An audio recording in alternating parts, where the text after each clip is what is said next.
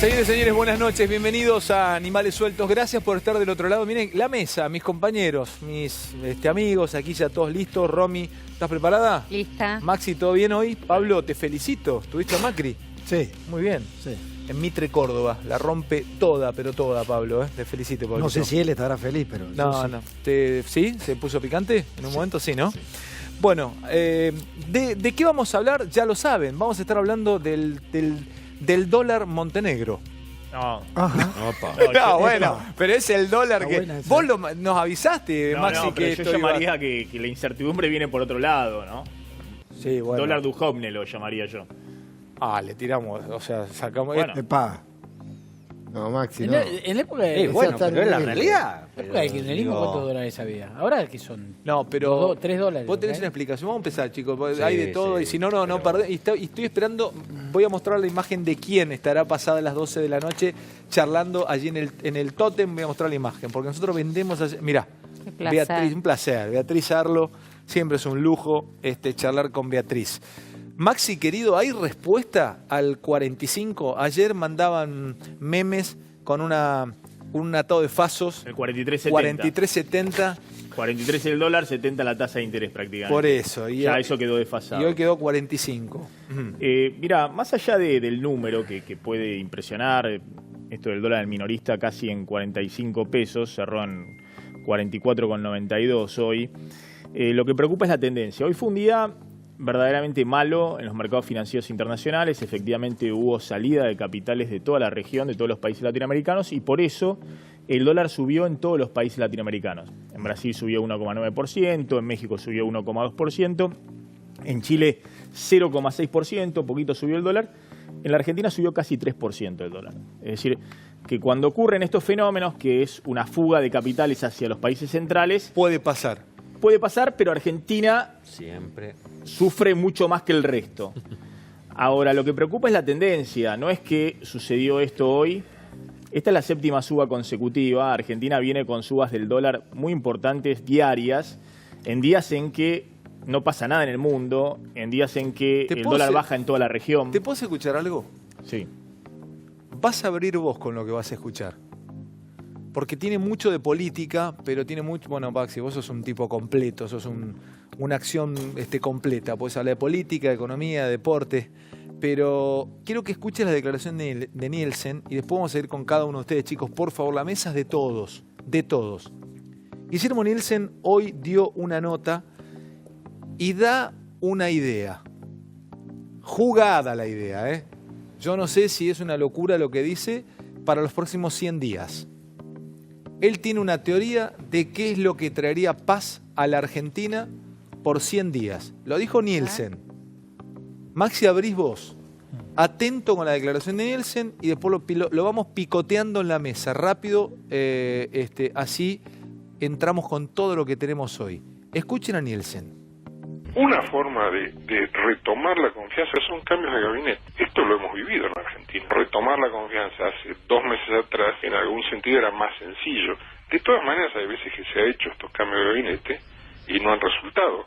Pero en general resulta, en general le dan tiempo, en general se ganan 100 días de tranquilidad. Acá hay un problema serio de confianza. Hace un tiempo, ahora 2 meses atrás, yo señalé que era necesario cambiar al ministro de Finanzas. ¿Es una confianza económica o una confianza política? Yo creo que hoy por hoy están los dos componentes. El gobierno que tiene una actitud turística, ¿no? El gobierno es como que las cosas pasan y ellos las ven pasar. Es un turista que no tiene raíces. No tiene raíces y no tiene involucramiento en esa realidad. Bueno, es una... Mirá, ¿Cómo lo lees? Es una interpretación. Yo creo que hay un problema gravísimo de confianza. Hoy hay cero confianza, cero credibilidad en la política económica. Y eso hace muy difícil la política económica. Tenés que usar instrumentos de manera muy exacerbada. La tasa de interés, el apretón monetario, dar señales de ajuste fiscal. Es decir, tenés que estar todo el tiempo sobreactuando porque tenés cero confianza, cero credibilidad. Yo creo que más allá del ministro de Economía tiene una responsabilidad el presidente. A mí me parece que el presidente Pero está lo que dijo hablando... Nielsen, ¿qué te parece? ¿Es una locura? Bueno, es una posibilidad que vos puedas generar algún tipo de señal de confianza renovando el equipo económico. Pero ¿cómo es cuando, a ver... Yo creo que es desconfianza. Vos echás Claro, a eso todos. te quería preguntar. A ver, Si echás Mariano... a todos, es como un equipo de fútbol. Los echaste a todos porque no funciona. Pero no dice echarlo a todo, es un cambio. Bueno, no, pero él habló del cambio de gabinete. Después se fue Algún en cambio en el particular, gabinete. se fue a uno. Bueno, vos cambiar todo el gabinete... Mirá, cambiar No, todo. pero dijo, pero ahí Guillermo está dijo en cambio de crisis en gabinete. todas Después las aclaró áreas. el Pero si Ministerio no de... hay, si hay un, Lo que si no hay pasa- un cambio Después fue en radical que viene con un concreto. plan profundo, es un cambio cosmético. Igual, Te da lo señores, mismo, la gente ¿le tampoco puedo es decir algo? tonta. ¿Le puedo decir algo que es información? Yo hoy tuve 2 reuniones muy importantes. Después habla con Pablo, que habló con Macri hoy. ¿no? Sí, Dale, bueno. Fer, dale. Digo, no está pasando por ninguna cabeza del gobierno un cambio de gabinete, ni un Exacto. cambio ni siquiera de gabinete económico. Hoy, por lo menos, a Vos esta hora... estuviste en un off. Yo estuve 2 off hoy. Uno muy importante, el otro también. Y tenemos mucha información. Grandes, de- 2 off buenos, Sí, fuertes. Sí, a nivel ministerial. Con lo cual, digamos, es información de primera mano. Una parte del Si es gobierno con muy Cristina como preocupada. consejo, contalo de entrada. Me lo Dame armó- bola. me lo armó Romy. Hacelo, dame Si no, bola. después va a salir por otro Contalo lado. de entrada. Si es de Cristina, contalo de entrada. Después sea sale boludo, por otro contalo. lado. No es, Contalo, boludo, en serio. Si es de Cristina, contalo. El lugar, todo. Dale. Ahora.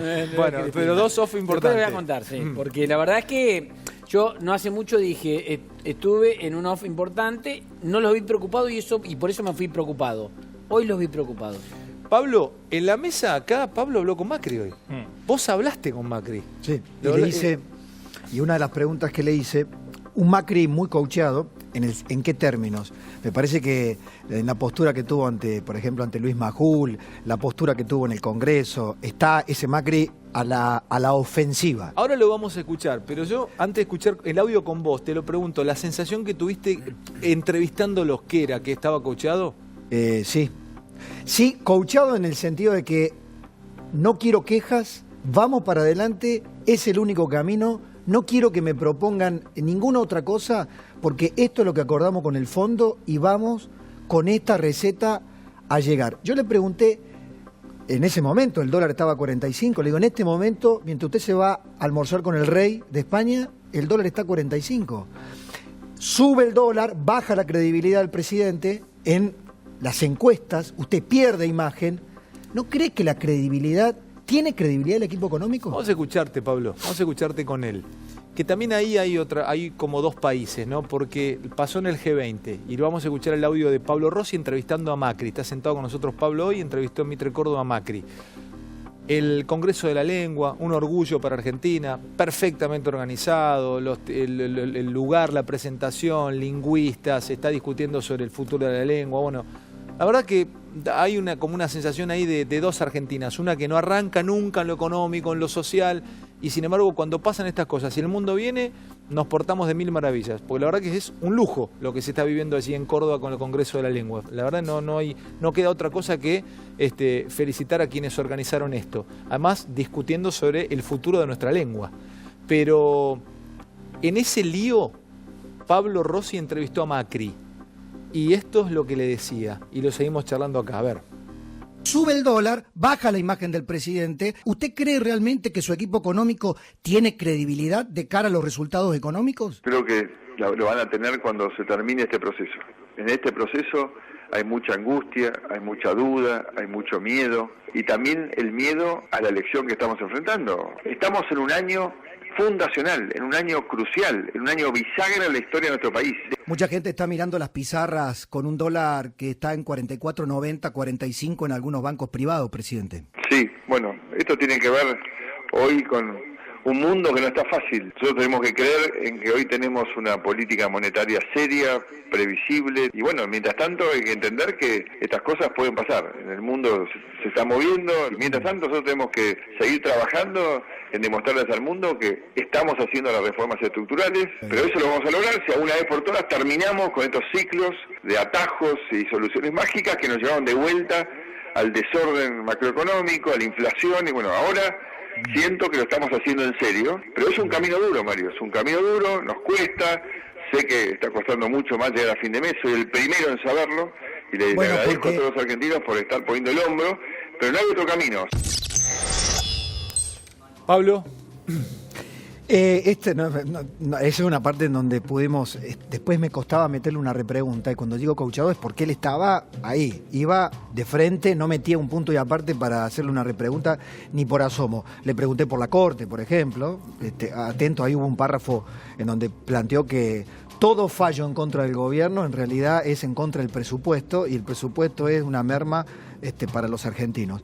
Pero a mí me dio la sensación, Ale, pero no solamente por esta charla de hoy, porque en medio de que iba a timbrear al barrio Junior y de ahí se iba a almorzar con el rey.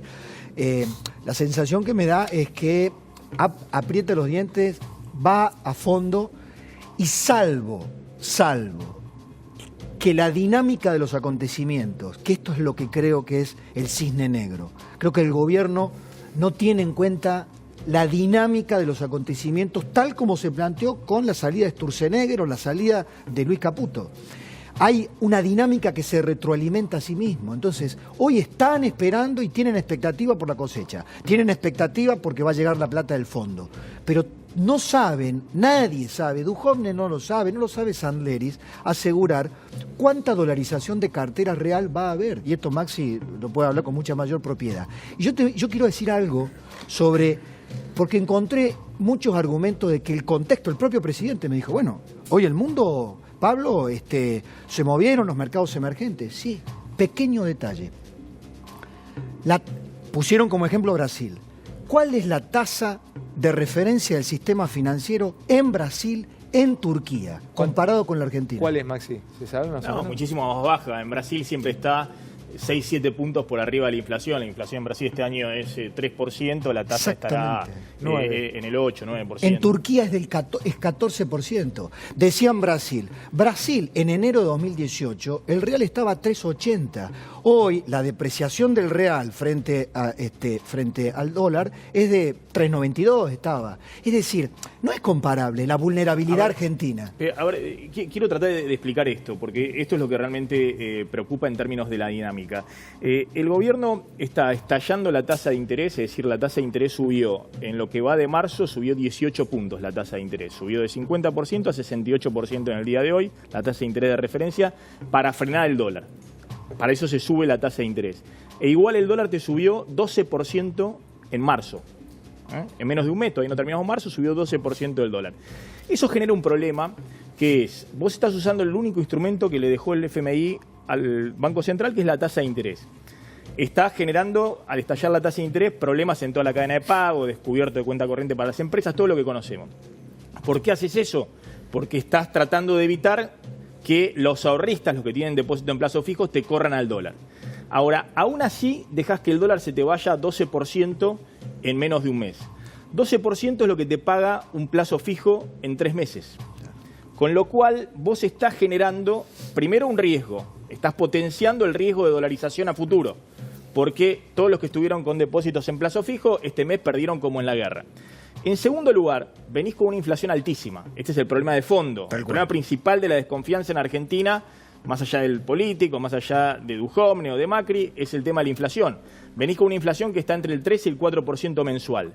Vos subís o dejás que el dólar suba 12% en marzo y eso retroalimenta los precios. Para que te des una idea, en marzo vamos a tener casi 4% de inflación. ¿Me puedo poner como ejemplo de algo que me pasó hoy? A veces ponerte como ejemplo que mañana salga en un diario, diga, uy, Fantino le pasó, te lo voy a contar, porque tampoco, a ver, no es que le pasó a un amigo mío, podría inventarlo. Mirá, me fui a comprar unos cerámicos para ponerle un baño. Fui a comprar unos cerámicos para un baño. Me fui a comprarlos yo a los cerámicos, fui a elegirlos yo a los cerámicos, no ando... Viste que con laburar en la tele parece que no, ¿cómo vas a ir a comer? Fui a comprar unos cerámicos, fui a comprar unos metros cerámicos, ahí 15 metros, 10 metros cerámicos, no sé cuánto, fui a elegir cerámico. Cuando voy a comprarle, bueno, mirá, mañana le digo, mañana vengo, reservámelo, a las 6 de la tarde fue. Le digo, a las 6, mañana a la mañana vengo a pagártelos, le digo, así que reservame estos metros. Dice, no, dice, esta noche aumenta un 7. Yo, ¿cómo aumenta un 7? Sí, me dice, porque elegiste un cerámico, dice que está todo el dólar, dice, entonces esta noche aumenta un 7, lo remarcamos. Bueno, hagamos una cosa, Leo, entonces espero, si esto baja un poco el dólar, te juro por mi vieja, Maxi, se lo voy a preguntar a Maxi esta noche, a ver cómo viene. Le digo, sí, espero, Si baja, me lo bajás el precio. Sí, creo que sí, dice, creo que baja. Si baja el dólar, capaz que baje. Pero escúchame, no me está diciendo que le remarcás un 7 hoy y si baja el dólar... No, sí, bueno, vos venís y después lo hablamos.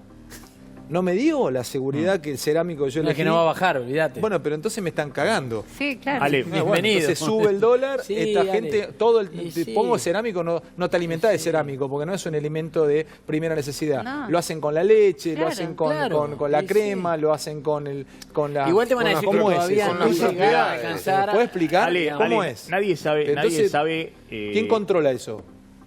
Bueno, no hay forma de, no hay forma de controlar. Eso se va a ese tipo pasar, de a, precios. ya se pasa a precio en la comida, hay por precios ejemplo. que van, no sé, por ejemplo, la principal productora de aluminio primario en la Argentina, que es una única productora, todos los precios de los herrajes de aluminio y demás van a precio dólar, es decir, el que vende herrajes de aluminio o todo lo que tenga aluminio le llega el listado de la empresa proveedora al dólar, al tipo de cambio oficial del día. Oh, Entonces, pobre. eso es inmediatamente. quilombo. Hay otros productos, los alimentos fundamentalmente, donde vienen una dinámica de remarcaciones. Los alimentos vienen con remarcaciones, te decía, en marzo, de casi el 6%, entre el 5 y 6%, por arriba de una inflación elevadísima de 4%. Pero explica, por Sí. ejemplo, cómo aumentó la canasta básica más que la inflación. ¿Cómo Bueno, explicas eso? la- La bueno, canasta porque- básica bueno. aumenta más que la inflación. Lo hemos explicado muchas veces. Hoy te porque escuché en la radio.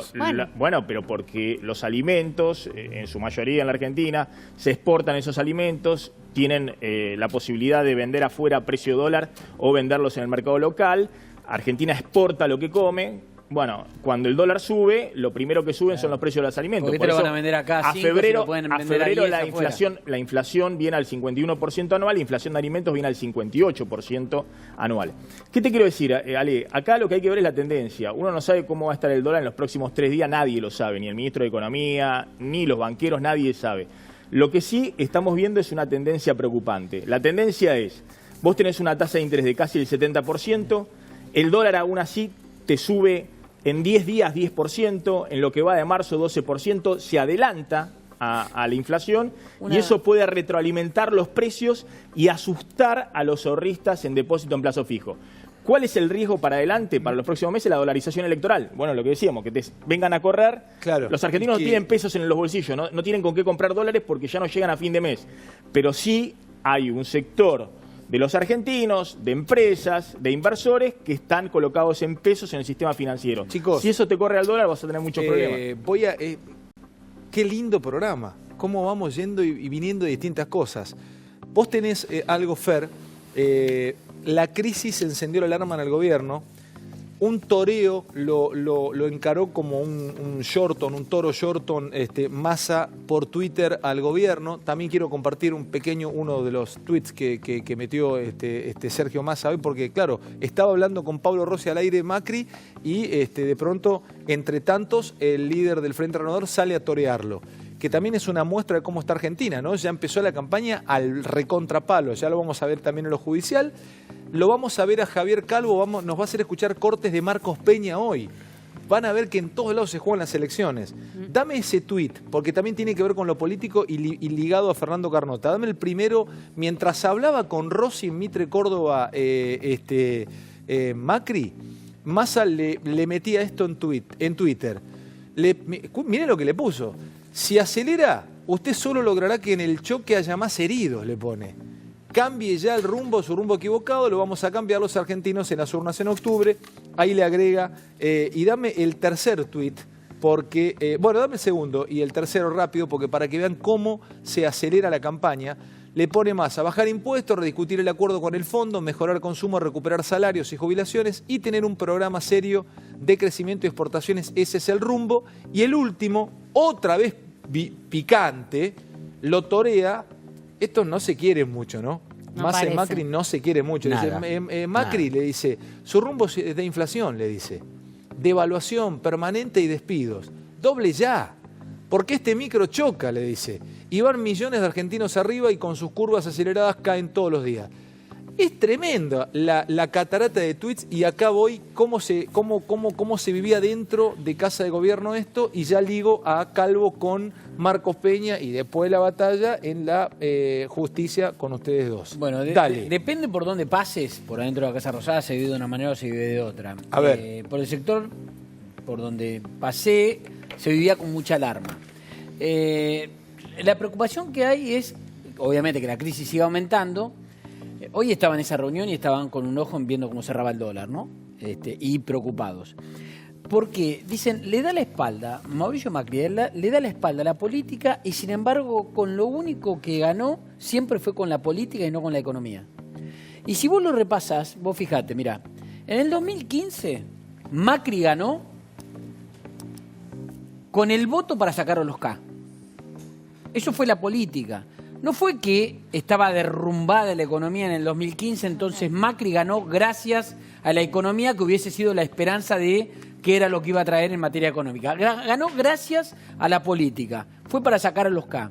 En el 2017 se votó para que no volvieran. Y además para que vinieran las inversiones que no llegaban, porque el temor era que volviera Cristina. ¿Puedo bautizar la campaña de ahora? El voto, la campaña o el voto Van Damme. Retroceder nunca, rendirse jamás. Bueno, está Hoy es bien. un día de Voto Van frases. Damme. Voto Vos Van fijate. Damme. Dale. Y en el 2019, ¿qué es lo que se busca? Otra vez se apela a la política. Buscan que el voto sea para no retroceder. Nunca la economía está en juego, está siempre Claro. en la política. Y sin embargo, le da la espalda a la política y no a la economía. Lo que pasa que en el 2017, Fer, también es cierto que el gobierno hizo campaña con la economía, pero práctica, no dialéctica. No prometió grandes cosas, sino que 2017 fue el mejor año económico de la Argentina en muchos años. Tiraron mucha plata para el consumo, mejoraron mucho las condiciones de distribución de obra pública. Y Hubo un comparado con un estallido año de obra muy malo que fue el pública 2016. que fue un año horrible. Al lado del 2018, 2016 no fue tan malo, después vimos.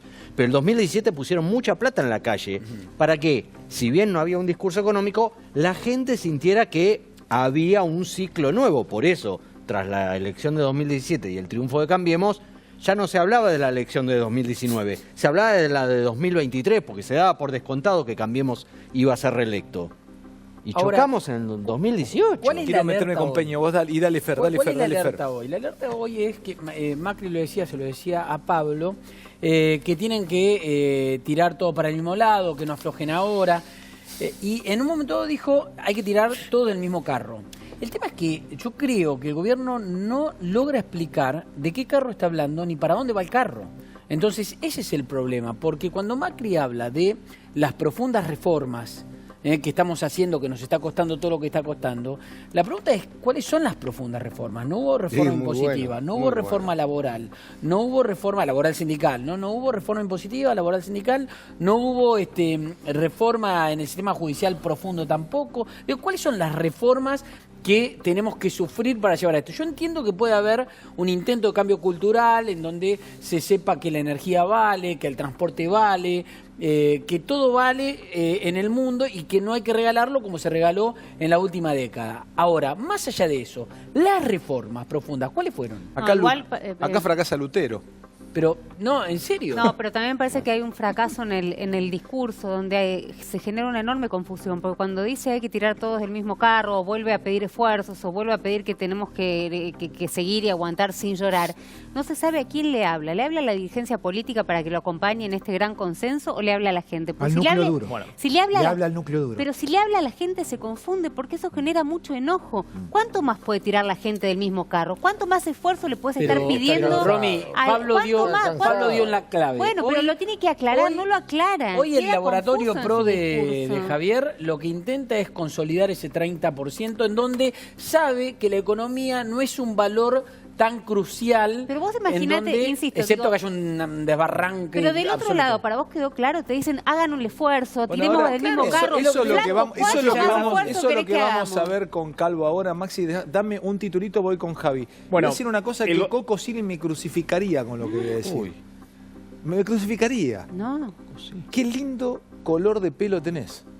Ay, La verdad ¿en que serio? tenés no sé quién te hace ese color de pelo, pero te felicito. Me lo hace Lili Ward. Muy lindo color de pelo. Qué raro La verdad, lo que me estás diciendo. tenés un lindo color de ¿En pelo. serio? Me lo hace Coco, yo Lili te dije Ward. que Coco Te mira agradezco Calvo. mucho. Del laboratorio del PRO, mirá el líder, el líder de perfil, mirá. Me sacaste, Sí, me claro. sacaste. Bueno, no, sí, está sí, bien. sí, Cuando no, era chiquita perfecto. tenía este color y Bien, logró te que vuelva a pusiste tener colorada. color. Sí, me da Sí, vergüenza. bueno, y pero me te lo digo, logró tenés un lindo color que de tenga el pelo. color que Te de felicito, cuando era es una chiquita. gran colorista. Es una gran colorista. Sí, Sí. le mandamos un beso. Bueno, gracias. Ganamos archivo de la colorista. Sí, Te quiero Ale, en serio, te muchas La gracias. colorista actualiza Y los voy con precios vos. por inflación. Esta pulseada del dólar y la tasa de interés se definen las próximas 3 o 4 semanas. Es cierto, el gobierno está esperando a partir de mediados de abril poder vender 60 millones de dólares diarios, 1.200 millones de dólares por mes del préstamo del FMI al Tesoro. Eso va a incrementar la oferta de dólares, más los dólares que ingresen las cerealeras de la cosecha gruesa, una cosecha gruesa que fue 40% superior a la del año pasado. Eso es una oferta de dólares importante. Lo que sucede es que el gobierno tiene que tratar de minimizar el riesgo de la dolarización de la demanda de dólares, es decir, que te empiecen a correr los ahorristas al dólar. Y yo veo ahí que el presidente está en campaña y no genera confianza. El presidente está haciendo todos los días declaraciones en las cuales solo habla de que es o el gobierno o el caos. O vamos por este lado con la polarización a full con Cristina Fernández de Kirchner, porque si no, hoy lo dijo textual el presidente, dar marcha atrás sería un desastre. Sí. Cuando estás en una situación de crisis delicada y vos decís yo o el caos, esto lo hizo en su momento también Domingo Cavallo, y así terminó, vos podés acelerar todos los tiempos, es decir, no le estás generando confianza al ahorrista argentino, al empresario que tiene que pagar la tasa de interés y al mismo tiempo remarcar porque le vienen atrás las tarifas y el resto de los costos, al consumidor que llega a fin de mes. Me parece que el presidente debiera reevaluar cuál es su discurso, más allá de los dólares que le van a ingresar, para reconstituir la confianza, porque la única forma de estabilizar la economía argentina es con confianza. Algo de confianza. No podés hacer política económica con cero de confianza. Una de sus espadas políticas, habla de confianza Maxi Montenegro, es Marcos Peña. Y Javier Calvo, el analista del laboratorio del PRO, tiene unos cortes explosivos de un clásico que se juega cada vez que va al Congreso Marcos Peña. Sí. Javi, vamos a meternos con la primera de las declaraciones, titulámela, y vamos a ir y volver porque me meto con justicia y un día muy picante. Javi querido, vamos. Marcos Peña reapareció públicamente por primera vez en el año, diríamos, después de lo que fue un 2018 horrible, para decir estas cosas en el Senado, manteniendo una línea que es que en medio de el incendio de los mercados, para Marcos Peña no pasa nada. ¿Vamos a hacer el primer corte? Dale. Con reestructurar las deudas y defoltear. Pero hoy la Argentina tiene una deuda neta PBI cercana al 50%. Pero el mercado no tiene un problema de confianza con la sustentabilidad de la deuda. No tiene un problema de dudar nuestra capacidad de pago. Duda sobre nuestra voluntad de pago como país, porque la percibe débil, porque todavía hay muchos sectores económicos que agitan irresponsablemente estas soluciones mágicas que fracasaron a lo largo de múltiples décadas en nuestra historia. Y eso nos aumenta el riesgo a lo largo de este año electoral, hasta tanto la Argentina demuestra a través de sus votos y de su soberanía, de su pueblo, cuál es el camino que quiere recorrer. Si quiere salir de este pantano de décadas y décadas donde siempre queremos ser los más vivos del barrio, siempre queremos hacerle trampa, siempre queremos mentirle al mundo y donde ya no nos creen más. Ya probamos durante mucho tiempo quemando todos nuestros stocks. Se acabaron esos stocks. Lamento decirles, esa es la verdad. Anda analizándome cada frase porque quiero ir con todo lo que me falta. A ver, Javi, primer título. Que Marcos Peña, después de 3 años de mandato, ya un poco más de 3 años, siga diciendo que la culpa es de las décadas que pasaron y de que perdimos todo el crédito que teníamos, liquidamos todos los stocks, es seguir no haciéndose cargo de los errores que cometió este gobierno de gestión, sobre todo en materia económica. Y ahí, desde ese punto de vista, me parece que es peligroso para la campaña también, porque el gobierno insiste con que la culpa es o de los de afuera que no nos creen, o de lo que se juega en esta elección, y termina siendo un tiro en los pies, porque de alguna manera los que escuchan eso, sobre todo que tienen posiciones en pesos, o tienen pensado pasarse a dólares, están pensando en que realmente hay que pasarse a dólares porque no sé si no viene otra vez un retroceso. Déjame compartir el segundo corte, Pablo, que es, sale a defender el cambio flotante Marcos Peña. Lo defiende, se planta ahí ante todos los legisladores y sale a bancarla. Ahí, cara a cara. Escuchen lo que dice Marcos Peña sobre el tipo de cambio flotante. ¿Qué les permite como gobierno? Lo interesante de esta crisis, a diferencia, por ejemplo, la crisis del tequila, donde gobernaba otra fuerza política, esa crisis generó en una caída de PBI similar, al igual que similar a la crisis del 2014, donde hubo un shock externo, pero hubo impericia que llevó a una caída de 2,5% del producto. Generó un desempleo el doble, de 18 puntos, comparado a lo que pasa hoy, porque el tipo de cambio flotante nos permite amortiguar parte de ese golpe, cuidando el empleo que creemos que es central. Pero la buena noticia, y lo más importante de esta historia, a nuestro entender, que esta vez estamos saliendo de esta crisis resolviendo los problemas estructurales. Sigue sosteniendo que salen de la crisis, pero a usted lo pone loco esto. Mira Javier, mira Javier, mira Javier. Porque no es la primera vez que lo dicen, lo han dicho en momentos terribles del año pasado. Y la verdad nos toman de tarados y no está bueno. Es el jefe de gabinete, es el hombre más importante del gobierno para el presidente. No puede decir que ya estamos saliendo, porque los que vemos esto es que nos siente que nos está cargando. Es un insulto a la inteligencia. Lo cual habla, si nos parece a nosotros que estamos acá, que tenemos responsabilidad ante los medios, ¿qué le pasa a la gente que no llega a fin de mes o que perdió el laburo? ¿Coincidís con Javi? Ale, Pablo? es un insulto a la inteligencia lo que dice Marcos Peña.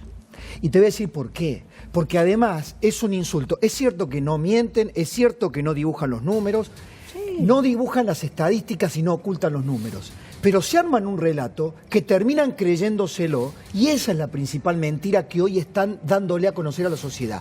Él dice exactamente lo contrario. Él plantea que el mundo duda de la voluntad de pago y no de la capacidad. No, alguien le tiene que decir que se nutran de la gente que está afuera, dudan de la capacidad de pago de la República Argentina hoy, más allá de las voluntades. Una cosa rápida. Marcos Peña, en reunión con los senadores de Cambiemos, dijo: vamos a ganar por el odio que la gente le tiene a Cristina. A los senadores le dijo. Sigan jugando con Pero hay un valor que efectivamente existe en el votante de Cambiemos, que el gobierno lo sabe, que lo toma, que es, por ejemplo, que Marcos Peña efectivamente fue 19 veces al Congreso. Y el que le siguió fue la mitad, que fue Coqui Capitanich, 9 veces. Aníbal Fernández fue 5. Digamos, hay una institucionalidad que creen que es el valor del votante de llegando Cambiemos. a etrizarlo, así que voy a tener que cerrarme, Javi, con estos dos cortes de Marcos Peña y me voy a pasar a lo judicial, que es un día también muy picante. Javi.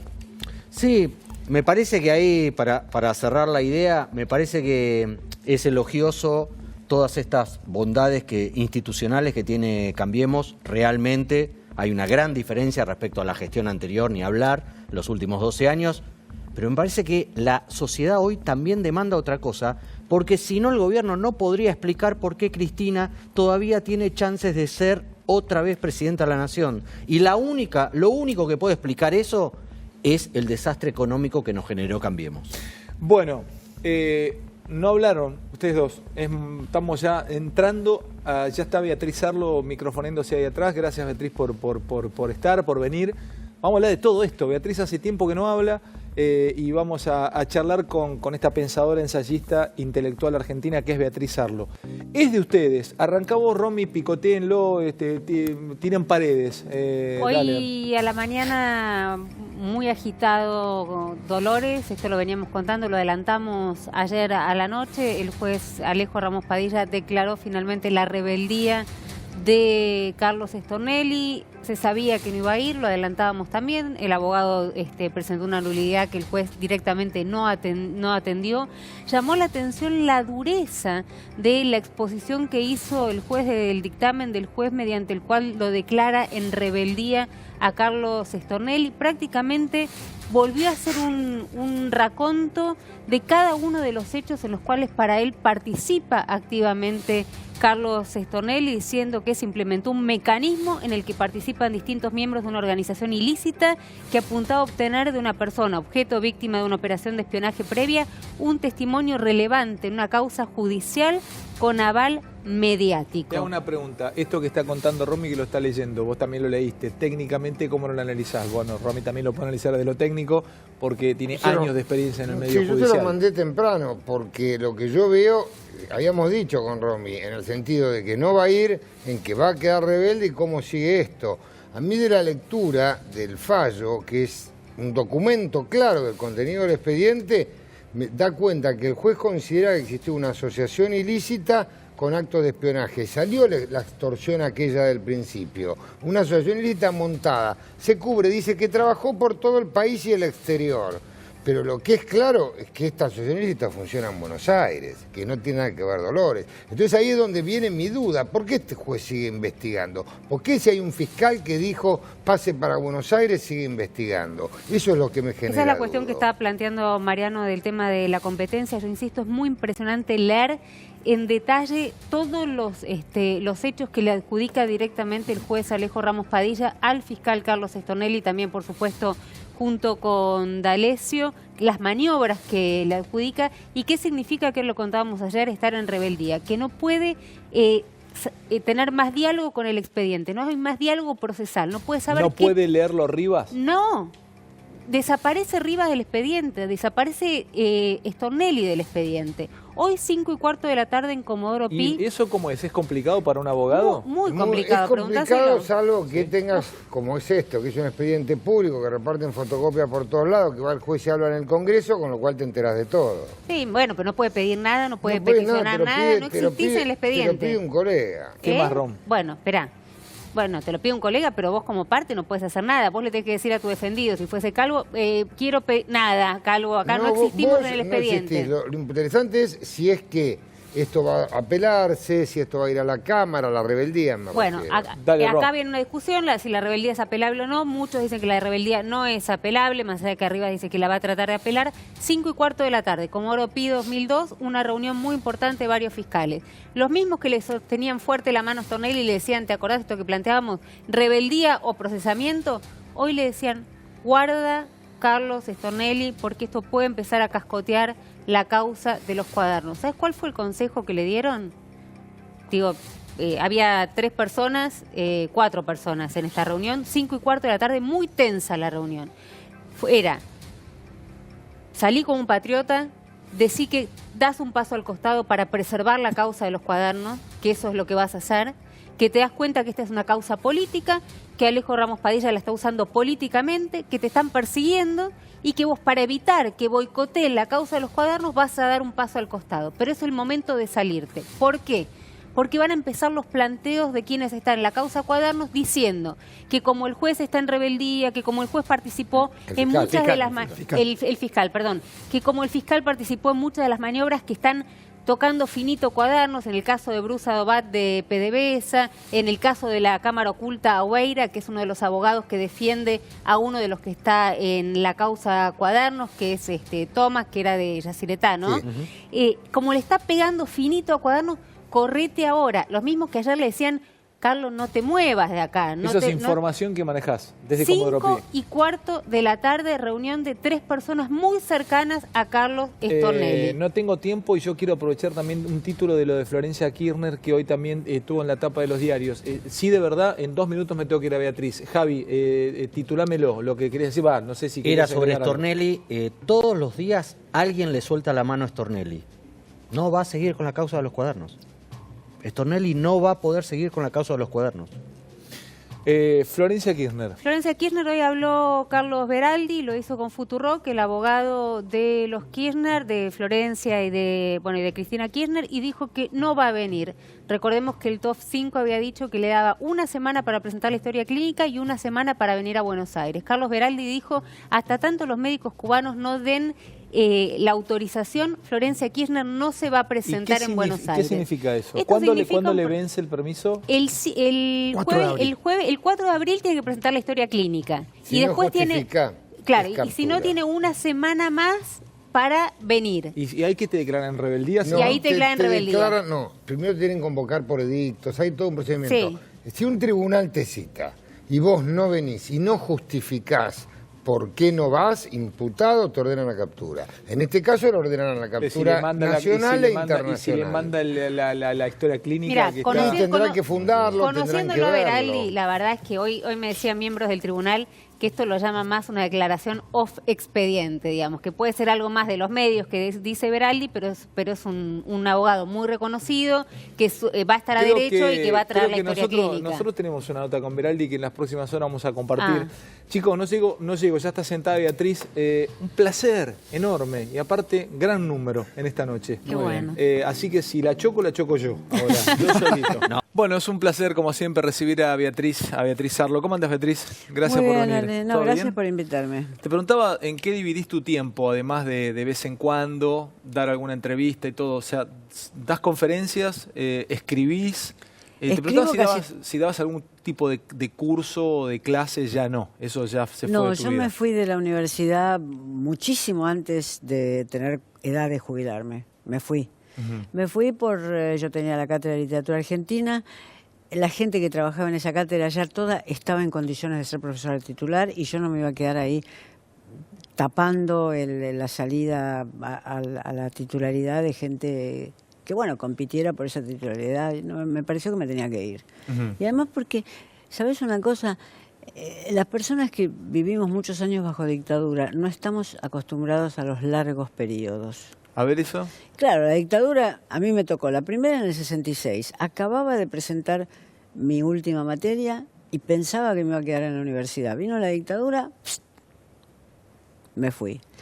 En el 73 no volví a la universidad porque no participaba, no era peronista, no volví a la universidad. Después vino la dictadura del 76. Entonces, mis periodos siempre son cortos. Cuando me di cuenta ahora, desde Alfonsín en adelante, que había pasado 19 años en la facultad, en Filosofía y Letras, dije, no, ya está, Sarlo, volvete, ándate. Pero mis periodos son siempre cortos, mis periodos de trabajo en el sentido de trabajar en el mismo lugar, etcétera. Empiezo a hablar un poquito de Argentina y, a ver, voy a arrancar por una pregunta muy general, pero a ver si me lográs ensayar una respuesta a esto. ¿Qué es Argentina? ¿Tenés una explicación a cómo podríamos referir qué es Argentina? Yo creo que en primer lugar Argentina es un país chico y poco importante en el paisaje mundial. Eso sería lo primero que yo diría, porque va contra el sentido común, contra el discurso de muchos políticos y contra el sentido común colectivo también. Argentina es un país chico. Vos sabés que los países latinoamericanos que son importantes son los países grandes, México y Brasil, los que pesan en el mercado mundial, los que por la cantidad de millones de habitantes también pesan. Argentina no puede pesar por ninguna de esas razones. Pero pesamos históricamente por una exportación de cultura, de pensamiento, de cientificismo, de ideas. O sea, hoy Brasil es bastante más activo que Argentina en eso, sus universidades están muy bien rankeadas, la Universidad de Buenos Aires también está muy bien rankeada, pero tampoco uno puede pensar que si uno dice Argentina en otros lugares, la gente piensa, ¿cuántos investigadores? Muchos de nuestros investigadores están investigando en el exterior, porque las posibilidades de investigación son mayores, porque los sueldos son mejores, etcétera. Entonces, lo primero que yo diría es que es un país chico. Es un país que posiblemente tuvo un pasado mejor en las primeras 3 décadas del siglo XX, pero que entre los golpes militares y el cambio del reloj mundial en cuanto a las exportaciones, etcétera, fue convirtiéndose en un país menos importante. A mí me parece que sería muy bueno que los argentinos nos pensáramos como un país chico. O sea, pensarnos como un país chico nos daría más realidad a un montón de cosas. O sea, nos haría muy respetables. Nos haría muy respetables. Claro.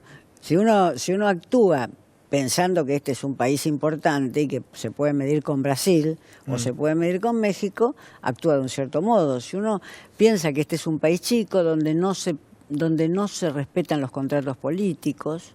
¿Qué es no respetar un contrato político? Si vos en Chile haces un contrato político, que era, suponete, después de que se fue Pinochet, la alternancia entre la democracia cristiana y el ala liberal de derecha, ese contrato político, ese pacto se respetó. Si vos en Argentina hubieras hecho ese pacto, en cuanto tenía que venir el otro que estaba en el pacto, se hubiera dicho, no, che, pero ¿sabés qué? A mí no me conviene, o a vos no te conviene, conviene que yo siga. No hubiéramos respetado ese pacto. No, tendemos a no respetar nuestros pactos. Bueno, pero ahí me sacás de me das la posibilidad de repreguntarte, porque mira, lo tenía acá. ¿Culpa de políticos o culpa de la gente? Todo el tiempo es una frase que utilizamos, es la culpa en Argentina es de la política. Tenemos una política de porquería, tenemos malos políticos. Quiero poner ahora bajo la lupa el rol de nuestro, el rol de la sociedad. O sea, ¿qué culpa tenemos nosotros? Mirá, me lo traes vos, desde esto de que no respetamos pactos o no cumplimos pactos en Argentina. Sí, son ¿La de difícil gente o los cumplimiento. políticos? ¿Nosotros, el pueblo? Los políticos salen de ese suelo del cual estamos hablando, que es la cultura pública argentina. Salen de allí y también son expresivos de ella, aunque en algunos casos la superen por su creatividad, por la creatividad de algunos políticos, etcétera. Pero salen de allí, representan esa cultura. Hay pactos, hay otros pactos que no son políticos que los argentinos tendemos a no cumplir. El pacto impositivo, por ejemplo. ¿El pacto impositivo? Claro, los países se sostienen con el pago de impuestos, no con la evasión de la mitad de los impuestos o que no esté anotado. No estás hablando, a ver, está bueno esto, no estás hablando de alguien que la tenga, perdón, de alguien que no la tenga y que, bueno, pasaron 2 meses y no lo puede pagar y listo, y no lo puedo pagar y, no, estoy hablando del que la tiene y que no la paga. Estoy hablando de muchísimos, para poner un caso, de profesionales liberales que para extraerles una factura tenés que operarlos. Claro. Entonces, tenés razón, es una forma de pensamiento, es nuestro. Esa es una forma de ético. pensamiento. Ese profesional liberal que no te va a dar la factura por lo que vos le pagaste, no piensa que está cometiendo un delito. ¿Cómo profesional liberal? O un médico, un dentista, un psicoanalista. ¿Te dan las facturas? No. Entonces, hay muy pocos psicoanalistas que te dan la factura. Muy pocos que te dan la factura. ¿Dentistas te dan la factura? Tampoco. Entonces, los plus que a veces vos pagás... Pero mira, vos ves algo ahí, en ese pequeño acto... Yo veo una tendencia transgresora. Creo que esa tendencia transgresora también nos caracteriza de algún modo. Y entonces no estoy hablando de si se discute si los que ganan más de 50.000 pesos tienen que pagar el impuesto a las ganancias. Estoy hablando de unas capas medias que tienen esa tendencia. Que pueden salir a gastar a Miami, pero que es muy probable que estén anotados como monotributistas en la categoría más baja. Eso en otros países no es que las costumbres no los permiten, las leyes no los permiten. Vos trabajás en otros países y tus ingresos, el impuesto se saca antes, lo pagás antes. Lo que pasa es que después te vuelve también, ¿no? Después te vuelve, sí, claro. Sin duda. Claro. Pero este es la cuestión del huevo y la gallina. En algún lado hay que cortarla. Y yo prefiero que se corte creando una moral impositiva. Creando una moral impositiva. Creando una moral impositiva. En el último tiempo hemos visto cómo las dos principales fuerzas, aunque algunos dicen que hay una alternativa federal que también se acerca, tienen mucho de religión en aquellos que los van a votar. O sea, hay creencia en seguir casi religiosamente o a Cristina o a Macri o los votantes de Cambiemos, sea Macri o sea que sea, va a ser Macri, pero que es como que la política se llenó de religión y la religión se llenó de política. O sea, el propio Papa es un Papa muy político, pero vamos a hablar de los partidos políticos, como que tienen una característica que antes era visto vos podías seguir a un líder religioso. Siguen a los líderes de las dos principales fuerzas en Argentina como si fuesen, creo, así lo encuentre, robando o así me reviente económicamente, yo lo voy a votar. ¿Hay alguna explicación a eso? Yo no sé si está sucediendo de ese modo. Habría que ver qué está sucediendo. No me cabe la menor duda que el 30%, el 28% de los más pobres de la Argentina tienen su última memoria feliz del gobierno de Cristina. que viene desde el gobierno de Néstor Kirchner. Su última memoria de felicidad es de sentirse incorporados, aunque eran tan pobres como ahora, pero de sentirse incorporados.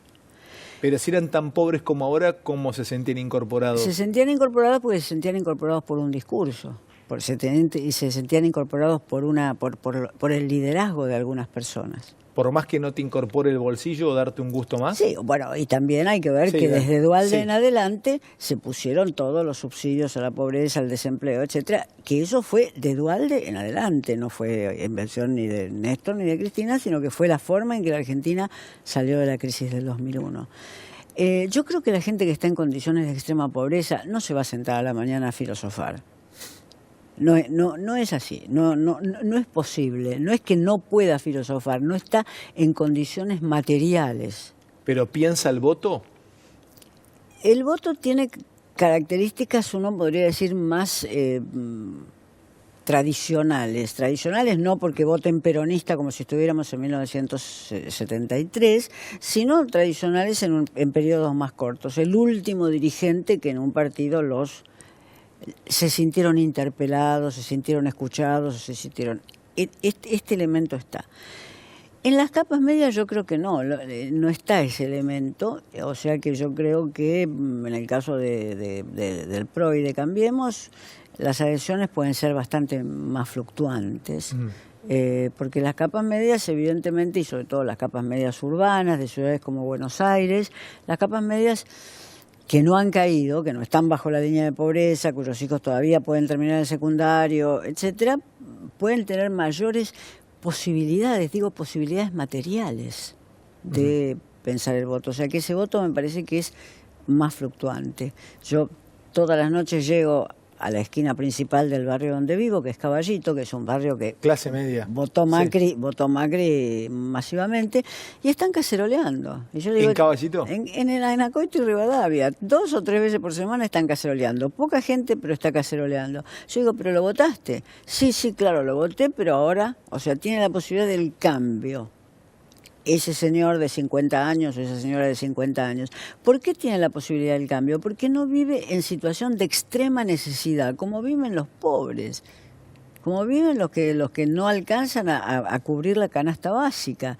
Entonces, vivir en situación de extrema necesidad no te conduce a que vos te sientes y discutamos de política, compañero. No te conduce a eso. Claro. No podés, no están las condiciones dadas. Es despreciar la situación de extrema necesidad de esa gente, pensar que además de eso, de vivir en situación de extrema necesidad, tiene que pensar mucho la política.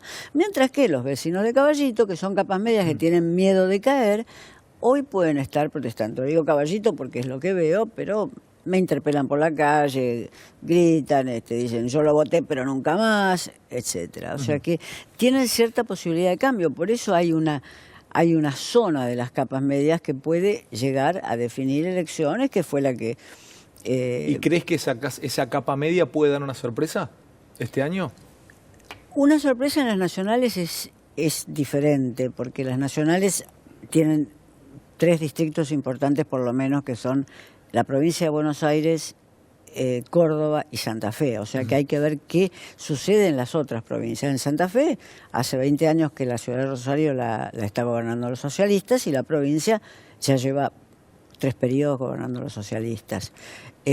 Córdoba, yo tengo la impresión de que Schiaretti, por lo que sé de Córdoba, ha hecho un gobierno que tiene relativamente contentos a los cordobeses, y el alcalde de Córdoba, Mestre, que no es PRO, es radical, está en el PRO, pero está en Cambiemos, pero es radical, también tiene una buena gestión. O sea que hay que ver qué pasa en esos distritos, que son distritos grandes. Me anoté algo para preguntarte, a ver si me ensayás una mirada sobre la pérdida de la figura del héroe en Argentina. Ni en el fútbol ya hay héroes. Y me puse a pensar, por lo menos desde el deporte, cuál fue el último héroe que tuvimos. Y creo que fue Del Potro, cuando ganamos la Copa Davis allá. ¿En Chile? No, cuando ganamos la Copa Davis en Escocia, que vence a Murray y que hace un partido increíble, y el tipo nos daba... O sea, fue el último gran gesto de héroe o el último gran héroe que tuvimos en Argentina. Mirá qué chiquito lo que estoy diciendo en el deporte, porque Messi no se convirtió en héroe o a ver, debe haber millones de médicos que han logrado salvar vida, ahora me van a decir el maestro rural. Pero estoy hablando de la figura de un héroe reconocido como que no haya dudas, este es héroe, este para nosotros es un héroe. Salvo el deporte, no sé, no encontré un héroe en la política, no encontré un héroe en la función pública, y casi todos los países tienen un héroe. No, algunos países no. ¿No? Algunos países tienen más repartidos los valores y entonces pueden tener un héroe deportivo, pero también pueden tener un héroe intelectual. Claro, y pero también un héroe político. te identifica la sociedad de ese héroe. Entonces vos con los valores de ese héroe más o menos... ¿Cuál en Estados Unidos? ¿Cuál en Estados Unidos, que es una sociedad muy compleja, digamos? ¿Cuál? Yo no podría decirlo, es un país que conozco bien en el sentido que conozco algunos estados bien. Estados Unidos conocerlo bien es muy difícil. ¿Cuál en Estados Unidos? No lo sé. Son sectoriales las adhesiones. Yo creo que la idea de héroe es una idea que está en decadencia, que se mantiene, y yo digo afortunadamente está en decadencia, afortunadamente. ¿Afortunadamente? Sí, si no necesitamos héroes, necesitamos ciudadanos, necesitamos científicos, necesitamos grandes deportistas, porque ese principio de identificación me parece muy fuerte. ¿Ese principio de identificación te parece interesante? Me parece interesante en lo que puede hablarle a la sociedad. El caso de Del Potro, un deportista marcado por la mala suerte. Lo que le pasó con la rodilla es la mala suerte. Y que sin embargo dice, bueno, no va a ser en este torneo, pero quizás sea en el próximo, quizás vuelva en el torneo de Madrid. Es decir, que se mantiene pese a eso. Ahora, perdón, yo te voy a decir algo y voy a contar algo total. A ver, está bueno contárselo a la gente y lo hago público. Yo estuve a 14 minutos de entrevistar hasta a las 6, 7 de la tarde era héroe nacional. 14 minutos. Yo vengo a hacer el programa, tengo una extraordinaria producción y mis compañeros de producción todo el tiempo van chequeando, buscando, hasta que uno de ellos dijo, ojo, que parece que la historia es mentira. Yo estuve a punto de entrevistar al Canillita, que había devuelto 500 lucas verdes. Y ese muchacho, con esa historia que inventó durante 7, 8, 10, 12 horas, fue héroe nacional. Hablaban por todos lados, mirá el gesto. Fuera mediático, duró. Bueno, pero... Y si fuera verdad, si hubiera sido verdad, la historia también hubiera durado 7, 8 horas. No se puede mantener una figura sobre la base de una persona que levanta un maletín con $500.000 y los Pero devuelve. representaba mucho. Que el tipo, un argentino que no tenía laburo, que estaba pasándola mal, encontrara un maletín con medio palo verde y lo devolvía a Beatriz. Era una historia hermosa. Pero no se iba a convertir en un héroe nacional, a nadie le iba a modificar una conducta. Excepto, quizás, sí, maestros, padres, etcétera, le decían a sus hijos, miren cómo hay que... Pero iba a ser ejemplo. Bueno, ejemplo, pero no héroe. Yo desconfío de la figura del héroe, desconfío enormemente de la figura del héroe. Él hace un ejemplo, si era cierto todavía la fabulación, buscar esa fabulación ya podría ser un rasgo positivo y no negativo. Buscó una gloria mediática, este señor, buscó una gloria mediática no dándole puñaladas a su mujer, sino... fingiendo que había devuelto $500.000. Claro. Quizás ya el contenido de su fabulación es mejor que otras fabulaciones, ese contenido. Pero no iba a trascender, se iba a gastar en 15 días como los medios gastan en 15 días. Los medios gastan lo que sea en 15 días. Los medios gastamos lo que sea en 15 días. Es un combustible, usamos... Claro, es volátil todo. Sí. Y sí, vos lees hoy que hace 30 años que pasó lo de Soledad Morales, etcétera. Y eso que fue muy impactante y que contribuyó a cambiar la política de las provincias del noroeste, etcétera, a cambiar un poco la política, etcétera, después se fue desgastando. Yo pienso que es mejor no tener héroes ni grandes hechos impactantes, sino más bien una continuidad de conductas. Eso me parece. Continuidad de conductas. Una continuidad de conductas me parece más importante. Por eso yo te digo, vuelvo al tema impositivo. Una continuidad de conductas. Me gusta eso que dijiste, tenés razón, una moralidad, una especie de ética del día a día. Sí. No estamos en la guerra de Troya, estamos en países en la posmodernidad. Nadie es capaz de actos de heroísmo extremos todo el tiempo. No le propongamos eso a la sociedad, actos de heroísmo extremos en todo el tiempo. Porque devolver $500.000 a un pobre es un acto de heroísmo extremo. Entonces, propongamos la honradez. Propongamos la conservación de las... Pero el héroe tenía esos rasgos. Sí, pero... El héroe tenía honradez, tenía valentía. Pero estaban en otras sociedades. Claro, sí, estaba bien. Sí, pasó el tiempo. Sí. Con vos puedo hablar de casi todo, ahora vuelvo otra vez a la política, pero déjame aprovecharte un minuto. Se está llevando adelante en Argentina el Congreso de la Lengua. Y estuve viendo los tópicos donde articula, entre otras cosas, la lengua castellana como lengua universal, como una lengua de interculturas. La verdad que esas cosas en Argentina cuando pasan, a mí por lo menos me dio orgullo ver cómo lo llevan adelante, cómo lo organizaron, quiénes están allí hablando, cómo se presenta, los teatros, la manera de presentar, o sea, todo prolijo, todo perfectamente llevado adelante, ¿no? La verdad que me gusta por lo menos lo que vi en Córdoba en estas últimas horas. Pero mi pregunta va acá a esto. ¿Está buena la lengua castellana? ¿Está buena nuestra lengua? ¿Es interesante? ¿Es una lengua interesante? ¿Es una lengua rica? ¿Qué nos puedes contar? ¿Qué me puedes decir de la lengua que hablamos? Las lenguas son lo que son. Son lo que son en el sentido de que es muy difícil que por un acto de voluntarismo vos y yo la cambiemos hoy. A lo mejor vos en la televisión inventás algo que se incorpora rápidamente a la lengua. Algunos de nuestros grandes actores cómicos lo hicieron. Olmedo, por ejemplo, inventaba cosas que se incorporaban rápidamente a la lengua, pero así como se incorporaban, desaparecían. Las lenguas son lo que son instrumentos que están incorporados en nosotros de manera muy profunda. Vos sabés que los lingüistas estudian cómo se empieza a verbalizar, los chicos de meses, cómo empiezan a decir los primeros sonidos, y los primeros sonidos que dicen ya son los sonidos de la lengua que están escuchando. O sea que son implantaciones muy profundas. Sin duda, uno puede tener sobre la lengua el juicio que es cuánta literatura y cuánta arte produjeron, en el sentido de la lengua castellana es riquísima, como el inglés y el francés. Ahí lo tomás como una manera de medir cuán fuerte o cuán rica es esa lengua, la producción literaria que dio esa lengua. Yo me abstengo de las categorías, cuánto más fuerte, pero hay lenguas que yo diría en Europa, sin duda el alemán, el francés, el inglés y el italiano, junto con el español, son lenguas que a lo largo de los siglos han producido gran literatura. Esa gran literatura se ha vuelto popular en muchos casos. Es decir, vos podés registrar que algunos refranes que están en el Quijote o algunas fórmulas que están en la Divina Comedia las decimos sin saber de dónde vienen, o sea que... ¿Las usamos en el día a día? ¿En un bar de sin saber, en medio del camino de la vida?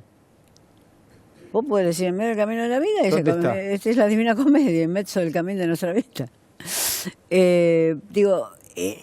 Eso refina el lenguaje y le da densidad a las lenguas. No todas las lenguas tienen esa masa de gran literatura que tienen estas lenguas europeas y nórdicas, porque el alemán también lo tiene. O sea que eso es importante, pero yo no me diría tampoco respecto de cuántas obras literarias tiene una lengua, porque a lo mejor vos te encontrás que por las condiciones sociales hay lenguas de pueblos originarios que no tienen grandes producciones literarias escritas. ¿Hablamos bien acá, en Argentina? Todos hablamos bien. ¿Sí? Todos hablamos bien. Quiero decir, lo que podemos hacer es apartarnos de las normas. Los argentinos se apartan de la norma porque junto con algún país de América Central somos los únicos que usamos el voceo. En el resto de América Latina y en España el voceo no se usa, entonces nos apartamos de la norma y durante mucho tiempo la escuela vivió con mala conciencia eso. ¿Vivió con mala conciencia? Sí, las maestras tenían que tratar de tú, hasta la década del 50 las maestras tenían que tratar de tú a los alumnos.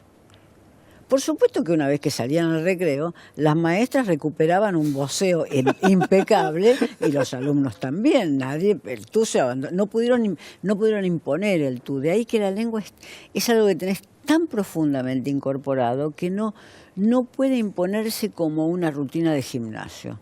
Es decir, vos podés hacer casi, sin convertirte en un bailarín o en un gimnasta olímpico, vos podés hacer casi cualquier desarrollo con tu cuerpo. Con una lengua es más difícil. Es más difícil. Todo el Ministerio de Educación estaba haciendo hablar a las pobres maestras en la década del 30 de tú. Volvían al barrio y empezaban a vocear inmediatamente. No lo sabía, mirá qué interesante para leerlo eso. O sea, Sí, había una bajada de forma de educar. Porque había como una conciencia de que el voceo, que en realidad no es vulgar, es un arcaísmo que quedó del español. No es, el voceo no puede ser considerado vulgar, sino que el voceo es una forma del español arcaico. El voceo, había una conciencia de que el voceo era una vulgaridad de la lengua. Entonces, no se puede operar sobre la lengua así, no se puede. Beatriz, vos que has enseñado, has tenido años al frente de tu cátedra y has estudiado y seguís estudiando la literatura argentina, ¿qué patrón se repite en la literatura argentina que hoy sigue vigente, tan vigente como en 1862? ¿Hay un patrón, no sé, división, unos y otros, grieta, interior, capital? ¿Hay un patrón que se repite? No sé, por ahí me decís, el humor, no sé, ¿has encontrado algún patrón repetido? Mira, si yo pensara pensar en algunas novelas últimas, en narrativa, digamos, yo diría que el patrón que más se repite es la relación con lo extranjero, de algún modo. Te pongo un ejemplo. A ver. Muslip escribió una novela que se llama Clementina, que es la historia de su abuela, que es una inmigrante gallega. Es una novela pequeña, hermosísima, chiquita, donde la inmigrante gallega llega a Buenos Aires y empieza a encontrar que toda la comida es una porquería. Los chorizos no los vas a comparar con los de Galicia, los huevos tampoco, el jamón tampoco, el queso tampoco, el pan tampoco, los guisos tampoco. Tiene un conflicto que se expresa en la novela en la comida, se expresa hasta de manera caricaturesca en la comida. Ese es un tema que uno podría decir, no el de la comida, sino el del choque cultural, siendo este un país de mucha mezcla cosmopolita. El choque cultural es un tema que yo encuentro que está en la literatura argentina, que Borges quiso resolver de mil maneras también. Borges también dijo, los argentinos somos como los irlandeses, podemos tomar de todas las tradiciones y mezclarlas. Eso es algo que está en nuestra cultura. Estoy leyendo una novela sobre Praga de Bertazza, y es una novela muy ingeniosa en la cual el escenario es Praga. Y el narrador es un guía de turismo en Praga. Es un argentino que no conoce Praga, es decir, un argentino chanta, uno podría decir, sí. Un típico argentino que no conoce Praga, pero que es guía de turismo en Praga. Vale, después tiene otras cosas en la novela. Entonces, la idea de la mezcla con lo otro, que fue una gran experiencia argentina, porque todos... una parte importante, excepto los pueblos originarios, una parte importante es una parte de origen inmigratorio. Ese es un tema que vuelve, que cuando parece que se va a perder... la relación con lo otro, o la interacción o la mezcla con lo otro, ¿no? En la historia argentina. Pero con mi pobrísima historia de lecturas, o sea, los libros que hemos estudiado en la primaria o en la secundaria, que nos hacían estudiar nuestros profesores. Arrancabas con el Facundo de Sarmiento, seguías con el Matadero, y pasabas leyendo lo que se te ocurra, y todo el tiempo hay una mirada de grieta, hay una mirada de los de acá y los de allá.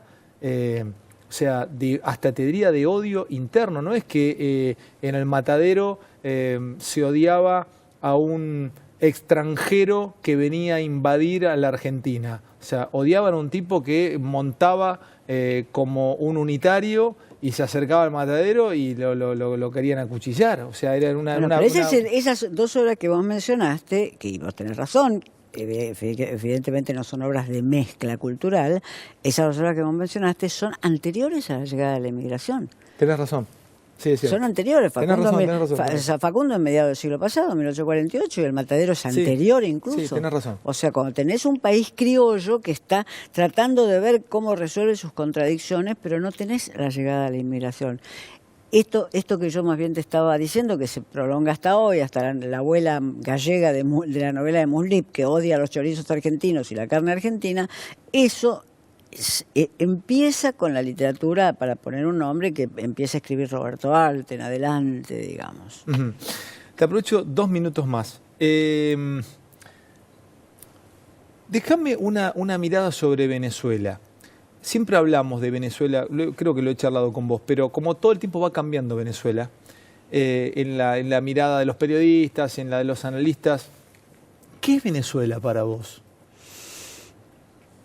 En este momento es un país extremadamente desdichado. Para empezar, esto hay que decirlo como primera cosa, es un país extremadamente desdichado, donde un experimento de gobierno de autonomía antiimperialista, que fue el de Chávez, no el de Maduro no fue ningún experimento ni fue nada, fue un desastre, pero el de Chávez, uno podría decir, fue un experimento de un gobierno que le vendía petróleo a Estados Unidos, pero al mismo tiempo, porque le vendía y mucho, le vende y mucho, pero al mismo tiempo se plantaba entre Estados Unidos. Ese experimento se dio como inviable. Quizás también la muerte de Chávez haya influido en que eso fuera inviable. Y tuvo la desgracia, y ahí es donde los líderes políticos empiezan a pesar sobre la historia, tuvo la desgracia de tener un sucesor absolutamente inepto y torpe. Hay políticos que son torpes, ignorantes e ineptos, y hay políticos que no lo son. Eso al margen de sus ideologías. Entonces, al margen de sus ideologías. Claro, vos podés tener políticos torpes, ineptos e ignorantes en la derecha o en la izquierda. Venezuela, con un proyecto que ya le había pasado el cuarto de hora, que fue la de esa actitud de orgulloso provocación de Estados Unidos, pero que era interesante, digamos, en un país que siempre había sido muy dependiente. Venezuela con eso, con Maduro ya no lo podía llegar. Vos tenés un dirigente cuya torpeza ideológica lima toda posibilidad de realizar un proyecto político. Última, y empiezo a vender y después seguimos en el próximo corte. Hoy Macri usó una frase que en redes sociales y muchos, incluso en algunos medios, le atribuyen a Harvey Dent, a Harvey Dos Caras en El Caballero de la Noche, que es una película sobre Batman, pero que viene de un pensador, creo que francés, del siglo XVII o XVIII. No recuerdo bien, lo leía Campanella diciendo... lamento desilusionarlos, no es una frase de los guionistas de Hollywood puesto en Harvey Dent, el villano, sino que es una frase de la literatura. No escuché el discurso de Macri, no sé ni Bueno, de Macri esta mañana dio una nota a nuestro compañero, a Pablo Rossi, en Cadena 3, y deja una frase, algo así como, y quiero decirle a los argentinos que el momento de mayor oscuridad es del momento o del minuto previo al amanecer. Entonces, esa es una frase que dice Harvey Dent, creo que Harvey Dent o Harvey Dos Caras en Batman, dice, le quiero decir a Ciudad Gótica que el momento más oscuro es el momento del amanecer. Y lo empezaron a matar a Macri con eso. Usó una frase de Batman. Salgo de ahí porque la frase no es de Batman, viene de antes, viene de la literatura, pero está muy coachado. No solamente él, el resto de los políticos están coachados. Vienen acá con un discurso de pronto anti-extranjero, más endurecido. ¿Hay una explicación a esto? ¿A que estén todos coacheados? Que los políticos tengan asesores me parece que es un dato que sucede en todo el mundo y que los grandes políticos argentinos también los tuvieron. Si fue un acierto de Raúl Alfonsín, que fue un político con enorme creatividad mientras fue presidente, aunque le fue mal en su periodo, en el final de su periodo, también tenía extraordinarios asesores. El constitucionalista y jurista Carlos Nino era un asesor de Alfonsín. Lo que pasa es que no le pasaba frases para repetir en la televisión, sino que le pasaba grandes esquemas constitucionales para ver de qué manera se podía perfeccionar el sistema democrático. ¿Sabes lo que pasa, Beatriz? Imagínate que vos, esta nota que estás dando, que la debe estar viendo mucha gente, tuvieses la presión sobre tus hombros que todo lo que dijiste esta noche, mañana va a ser el tema en todos los medios durante una semana. Desde mañana por una semana, la nota de Beatriz Sarlo, La Nación, Clarín, Infobae, América, 24, todos, por todos lados, ¿eh? No son tan inolvidables los discursos de Macri, no pasa una semana con un discurso de Macri y te morís de aburrimiento. Te quedas una semana con un discurso de Macri y te quedas muerto pero de aburrimiento. no achican el margen de error al ser coachados o al repetir una frase y no tener que pensar, porque a ver, Beatriz, vos tenés un bagaje intelectual muy amplio, entonces es difícil hacerte pisar el palito a vos. O si yo no en mi caso, pero si yo fueses presidente y yo te trato de arrinconar y me das vuelta como una media, te haces así y paso largo contra el decorado y me agarran en Canal 9. ¿A vos te parece que Menem era un político al cual él repetía el discurso de los asesores? De ninguna manera. Lo que Menem hacía era más bien mandarlo a Bauzá o mandar a su secretario de gabinete a hacer las políticas que él quería, o las que discutía con ellos, pero vos repasar los discursos de Menem y vas a ver que no está diciendo frases célebres sacadas de una película. No, seguro que no. Menem era un tipo que vos podés situarlo con medidas muy parecidas a este gobierno, pero seguro que no andaba diciendo frases célebres. Tiró la de Sócrates, lo matan todavía ahora y tiró de la estratosfera. Justamente, eso no marca que tenía asesores. Bueno, por eso mismo, pero lo gastan 30 años después. Bueno, pero eso marca que no tenía asesores, porque ningún asesor le iba a decir, Menem diga que está leyendo un libro de Sócrates. Eso marca que no tenía asesores. Que decía, como dijo siempre, lo primero que se le venía por la cabeza, y no hacía lo primero que se le venía por la cabeza. Porque cuando él tenía que hacer políticas económicas, lo llamó a Cavallo, cambió sus políticas económicas y lo llamó a Cavallo. Y lo tenía Bauzá ahí en el primer piso de la Casa de Gobierno, definiendo cómo se hacía la política. ¿Para vos qué harías, y vendo, Charlie, no? Suponte que es una cosa que no va a suceder, estoy bromeando con esto, lo presento como una hipótesis, como para jugarlo al aire. Tengo 47 años, dentro de un tiempo me llaman y me miden y me ofrecen ser gobernador de Santa Fe. Siendo santafesino me ofrecen. Entonces yo te llamo, te digo, Beatriz, quiero contratarte, quiero por favor que me ayudes, te admiro, te respeto, ayúdame con los discursos. No, yo te diría que no ayudo a nadie que no haya hecho la carrera política. Y te voy a dar un ejemplo, para que entiendas lo que quiero decir. Frank Sinatra no quiso ser gobernador de California ni de Nevada, quiso que Kennedy fuera presidente de la República. Y si le hubiera resultado algo fácil a Sinatra, hubiera sido ser gobernador de Nevada, donde controlaba todos los casinos. No quiso. Él se jugó para que su nombre, su prestigio, su canto maravilloso, ayudara a Kennedy a ser presidente de Estados Unidos. Entonces, si vos me llamaras, yo te diría, flaco, vos sos muy popular. Fantino, sos muy popular, te conoce muchísima gente y te respeta muchísima gente. Ahora, vos no hiciste este camino. Alguna vez tenemos que normalizarnos a eso. No podemos vivir esperando que aparezcan ángeles de la guarda caídos del cielo. O sea, ¿Tinelli es una muestra de esto? Yo creo que sí. Creo que Tinelli podría apoyar al político que elija y que sería muy eficaz su apoyo. Pero no, ¿y si le tocara ser gobernador? A ver, ¿cuáles son los gobernadores exitosos que vos conocés que no vienen de la política? Una gobernadora como María Eugenia Vidal, que no tiene mis simpatías, pero estuvo 8 años en la ciudad de Buenos Aires. Claro. Bueno, vendo y sigo un ratito con vos. Te decía que cada vez que venís te robo algo, me hago el sonso y te leo lo que estás leyendo, sé lo que está. Y la última vez te estabas leyendo Salambó, de Flaubert. Pero ¿Seguís leyendo todo el tiempo? O sea, sí, leo todo el tiempo. Cuando no escribo, leo. ¿Novelas lees o ensayos? Sí, leo novelas. Digamos, ahora hay un escritor que están traduciendo Eterna Cadencia en la Argentina y que me parece un escritor fenomenal, norteamericano, se llama Stephen Dixon. ¿Qué escribe? Tiene una novela que se llama Autopista o Carretera, que es un accidente en una carretera donde un padre va con sus 2 hijas y hay un accidente terrible en una carretera, y después es toda la llegada al hospital, 400 páginas o 300 y pico. ¿Sí? Es como Salambo. Eso es como ya cuando leíste todo, ya, viste, es como decir el tipo que ya... Y Salambo también, o vos tenés que... tampoco la lees en los colectivos.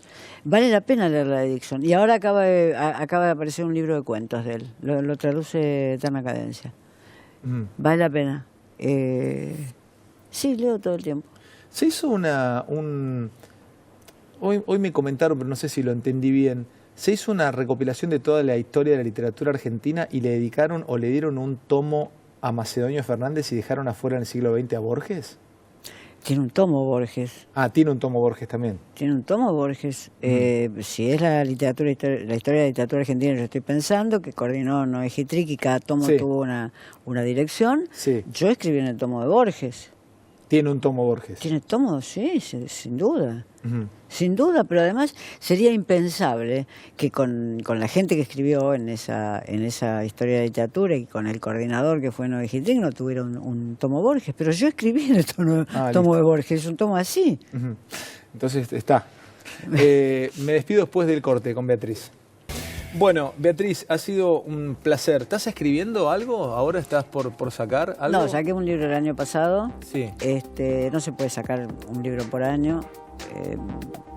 Estoy escribiendo notas. ¿Das conferencias? Estoy escribiendo notas. Hay un tipo de notas que estoy escribiendo para El País, que son notas de contenido cultural que me gustan mucho. Y esas les dedico su tiempo, porque además el suplemento del País es muy acogedor en ese sentido. Y no se puede escribir un libro por año. Yo por lo menos no puedo. Yo no puedo. Sí, jugando al tenis. No. Ya tampoco. Beatriz, gracias por venir. Placer enorme. Como siempre, agradecerle a todos ustedes. Y yo me pongo en manos de este santito protector, San Expedito, y de la Virgencita de los Milagros, de Salta. Los veo mañana, si Dios quiere, mañana jueves. Un placer haber tenido a Beatriz como cada noche. Chau.